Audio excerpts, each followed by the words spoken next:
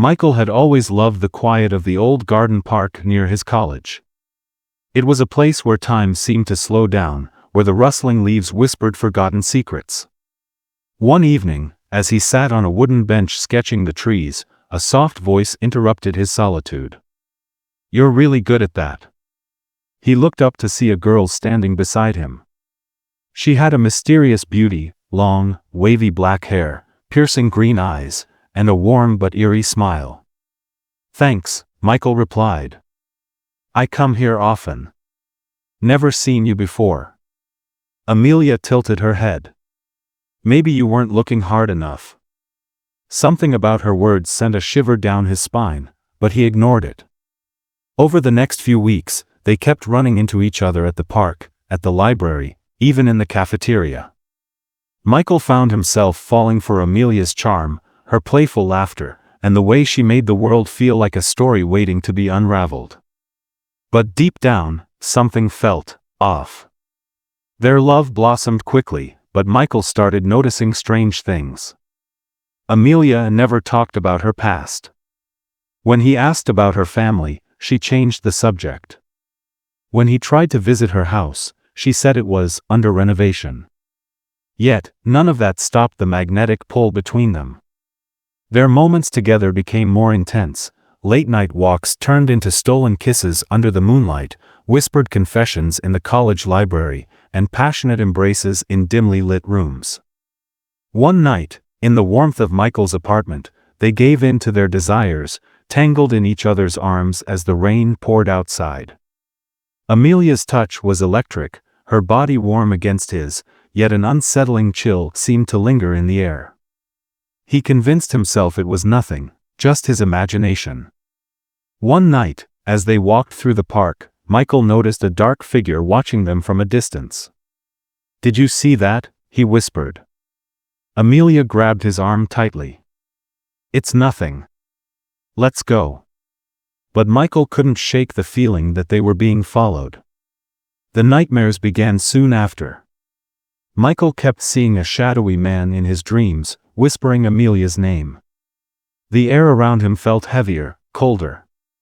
One evening, they were sitting by the lake in the park when Amelia suddenly clutched her stomach, gasping in pain. "Amelia! What's wrong?" Michael panicked. I think I'm pregnant." Michael felt his world tilt. They had never planned for this. How had it happened so soon? But before he could react, he saw something move in the darkness behind Amelia. A silhouette, a man. A voice echoed through the trees. "She's mine, Michael." Amelia froze. Tears welled in her eyes.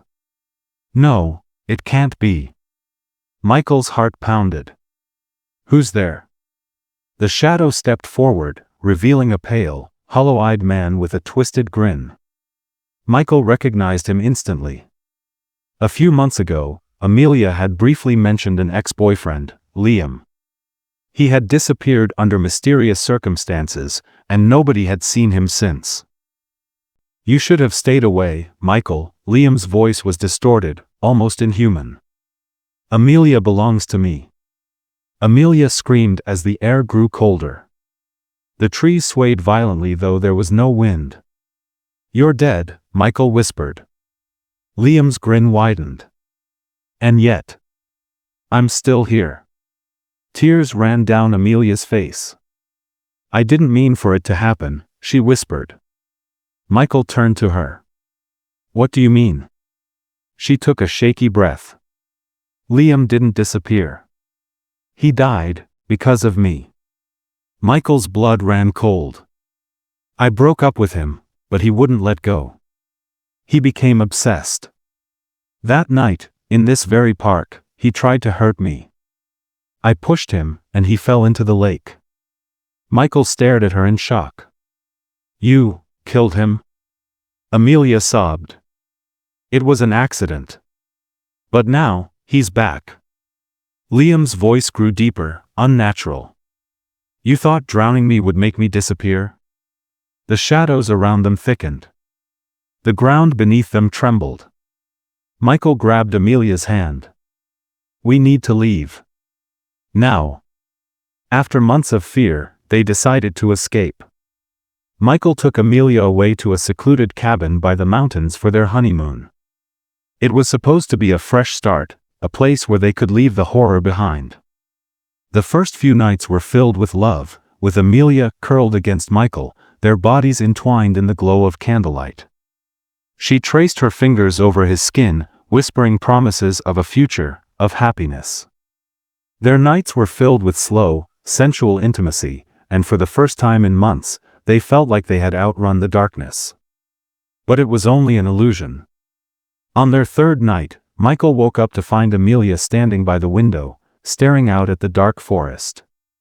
"Amelia," he whispered. She didn't respond. When he touched her shoulder, she turned. Her eyes were not her own. They were hollow, lifeless.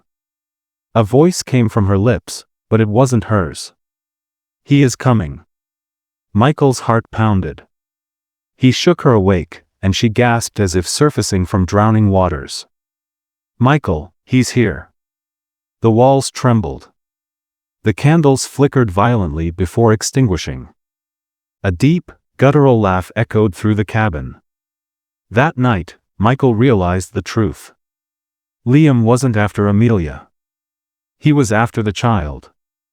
The night Amelia went into labor was filled with terror. The hospital lights flickered. The wind howled outside, even though there was no storm. The machines beeped erratically.